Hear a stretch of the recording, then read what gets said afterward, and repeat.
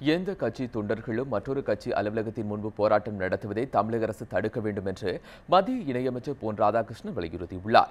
பிரதமர் திரு மோடியும் முதலமைச்சர் செல்வி ஜெயலலிதா சந்திப்பை கொச்சைப்படுத்தும் விதமாக பேசிய தமிழக காங்கிரஸ் கமிட்டியின் தலைவர் திரு EVK இளங்கோவன் செயல் மிகவும் கண்டிக்கத்தக்கது என்றாலும் அதற்காக காங்கிரஸ் அலுவலகங்கள் மீது தாக்குதல் நடத்தப்படுவதை ஏற்க முடியாது என்றும் திருச்செங்கோட்டில் செய்தியாளர்களிடம் பேசும்போது திரு பொன் ராதாகிருஷ்ணன் கூறினார். அரசியல் கட்சிகளுடைய தலைவருடைய வீட்டின் முன்பாகவோ தனிநபருடைய வீட்டின் முன்பாகவோ சென்று எந்த அரசியல் கட்சிகளைச் சேர்ந்தவர்களும் போராட்டங்களோ தாக்குதலோ நடத்துவதற்கு நாங்கள் அனுமதிக்க மாட்டோம் என்கின்ற முடிவினை எடுத்தாக வேண்டும். அதையும் மீறி செயல்படக்கூடியவர்கள் எவராக இருந்தாலும் கூட அவர்கள் பயங்கரவாதியாக கருதக்கூடிய அளவுக்கு தமிழக அரசாங்கம் நிலைப்பாட்டை எடுத்து துப்பாக்கிச்சூடு நடத்தினாலும் கூட கவலை கிடையாது.